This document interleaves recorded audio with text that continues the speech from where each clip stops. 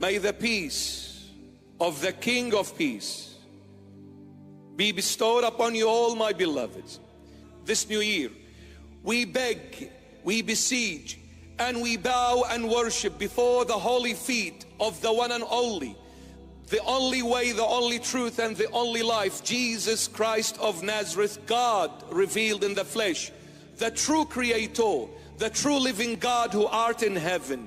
There is no one but Jesus Christ of Nazareth. In Him salvation and redemption were both made possible. He is the Alpha and the Omega. He is the first and the last. He is the beginning and the end. He is the life and the resurrection. He is the good shepherd that lead us all to green pastures and still waters. And even though we walk through the valley of the shadow of death, we will fear no evil, for Jesus Christ, the good shepherd, is with us. His staff and His rod, they comfort us. He has prepared a table. The altar is the table, the body and the blood before our enemies. Lord Jesus, I beg you, you are the King of Peace. Bestow your peace and unite your holy apostolic universal church. Whether it's Catholic, Orthodox, and all the factions in Christendom, my Lord, you are one. The bride is your church, which is the bride, which is your body. And your body is one. Your mystical body is one. Unite your church, my beloved Lord Jesus, in you. Make your entire church one in you, my Lord. Like you said in John 17, Father, just like I and you are one, I want them all to be one in us. Unite your church, which is divided. Also, Lord, bestow your peace in this turmoiled world. In this world that is engulfed by evil, by darkness, by deception, by corruption, by failures. Lord Jesus, unite, bring your peace, bring your light, which is divine and true, into this dark world which Satan reigns over. Decimate Satan, decimate darkness, decimate every evilness, and bring the whole world before your holy feet. For there is no other God but you, and there is no one else but you. Jesus Christ lives and reigns forever, and he who has the Son has eternal life. But he who does not have the Son, the wrath of God is bestowed upon that person. May the Lord Jesus bring every distant soul back to Him. May the Lord Jesus release every soul captured by the chains of Satan, set it free once and for all. May the Lord Jesus fill every hungry soul and quench the thirst of every soul. Clothe every naked soul and keep the one that is close to Him ever so close to Him. Heal every sick person in this world. We pray for peace. We pray for peace in the Middle East. We pray for peace between the Israelis and the Palestinians, both our beloveds. We pray for peace in our beloved and blessed country of Syria. And what a blessed and absolute, precious, priceless country. Full of history. The country that gave us one of the greatest pillars in Christendom, St. Paul. Syria gave us St. Paul. Syria gave us so many saints. When you go to a place called Ma'lula, when you go to a place called Sayyidnaya, when you go to a place called Damascus, the old Damascus, you will see biblical truth being there right before your eyes. We pray for peace in the entire Middle East, in Iraq, in Lebanon, in Egypt, in every country. We pray for peace for our beloved country, Australia. We pray for peace from the King of Peace, Jesus Christ of Nazareth, for America, for Canada, for Europe, for Africa, for Asia, for every country on the face of this planet. We pray for peace. We pray for peace to be bestowed in every heart, in every family, in every corner of this globe. Lord, O King of peace, bring us your peace, my beloved Lord Jesus, our love, our God, our everything. And may we live in your peace on the face of this earth and in the next life forever and ever and ever. Amen. May the Lord reward you for the love you have shown him today. He will not forget it for you. We pray that the whole world comes to the Lord Jesus. We pray that the churches throughout the world are filled with faithful people seeking the Lord from the heart, coming for the sake of the Lord, no one else's. When you go to church, you go for the Lord. Don't ever go for anyone except the Lord. Even if that one is as good looking as this bishop, you don't come. You come for the Lord Jesus and the Lord Jesus only. Amen. And ask the Lord for forgiveness, to make us worthy to come forth and receive him in the true body and true blood of Christ. Amen. Our good God and when it came to forgiving of sins, the Lord Jesus never said, in the name of my Father, may your sins be forgiven. He says, I wish for you to be cleansed because I am God. I don't need any other authority because there is no other authority above me. I am the supreme authority over and beyond every other authority. I don't need to call up on another name. There is no other name above me. I am God. In my name, I say to you, you are healed. I wish for you to be healed. Wow. But you know, only God can forgive sins. If Jesus Christ was not truly God, he wouldn't have dared to say, I wish for you to be cleansed, i.e., I wish for you to be forgiven of your sins. But because he is God, he said it in his name. Because what did the people say?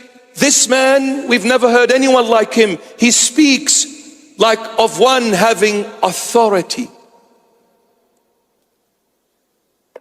God has authority over death, over sin, over salvation, over redemption. Anyway, I don't want you to sleep here tonight.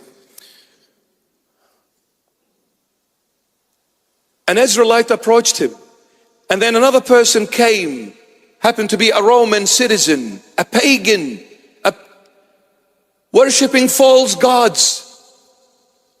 What is that telling me and you? The Lord came for all mankind, the Israelite and the non-Israelites. The Lord loves every human being equally. There is no favoritism when it comes to the Lord Jesus. The Lord doesn't say, these people are my people and you are not. No, every one of us is the creation of Jesus Christ of Nazareth. He loves us all. And when he died on the cross, he shed his blood for all humanity alike, with no differentiation.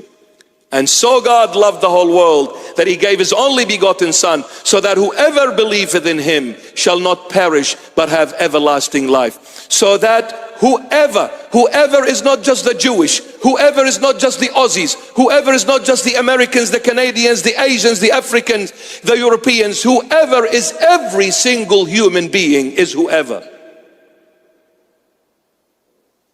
Because when it comes to true love, there is no differentiation. There is no favoritism. Love only knows one thing to do, to love. Love gives before it takes. If a person wishes to take before giving, they haven't yet been encountered by Jesus Christ of Nazareth. A centurion, a man in army, a man who has a rank in the Roman army. He came and said, my son is paralyzed. He's been suffering, Lord. He called him Lord. He's been suffering. The Lord knows your heart. He knows who you are and what you are. He knows you more than you. He created you. He's the only one that knows you perfectly. We may think we know ourselves, but we get shocked when we go through certain trials. We realize I was a total stranger to my own self. I didn't know I was this weak. I didn't know I was this faithless. It is the grace of the Lord that carried me when my faith was moving mountains. It was the Lord, not me. I realized it now. The centurion said, my son is paralyzed, please. The Lord realized what kind of a heart he had. He wanted to make him as a beautiful example to those who call themselves faithfuls. He said, let's go to your house. He said, oh, please, Lord, I'm not worthy. I'm not worthy for you to come and enter my house. I'm a sinner. You're the Holy of Holies. You're the Lord, you're God. There's no way you come and enter my house. But Lord, just say one word, I believe my son will be healed. You know why? Because I am a man under authority. I say to this soldier to go, and he goes, and to come, and he comes. And I say to this servant, come here, do this, do that. They adhere to everything I say. Say the word and my son is healed. The Lord was astonished by this faith. He turns to the Jewish people, the Israelite people, and he says, truly I say to you, I did not see such a faith of this man in the entire Israelite nation. You know what he said to the Lord? And the Lord was really happy with what he heard from this pagan man worshiping false god. He didn't hear it from the person who claimed to be worshiping the true God. The pagan surpassed the true worshiper with faith. Don't ever say, I am someone special. You know better than anyone else. Humble yourself before the Lord Jesus. You know better than anyone else. Humble yourself before the Lord. When he said, I am under authority, I say to this person, go, goes, come, comes. What he really said to the Lord, he said, just like I am under authority, so are you under authority. What does that mean? Imagine this for a moment. For as long as this centurion was under the authority of Caesar, because he's in the Roman army, whose authority is it? Caesar. For as long as I am under Caesar's authority, whatever I say goes and happens. The moment I come out of Caesar's authority, whatever I say, nobody will give one penny about what I say. You see, what gives you power, what gives you glory, what gives you honor, what gives you exaltation is when you are under authority, not outside of authority. For as long as I am under Caesar's authority, whatever I say, the soldiers adhere to it on the spot. No one dares to break my demand or command. But you are under the authority of your Heavenly Father. And for as long as you are under the authority of your Heavenly Father, whatever you say will happen. The Lord says, it is not he who says, Lord, Lord, will enter the kingdom of heaven, but it is he who does the will of my Father. I did not come but to do the work of my Father.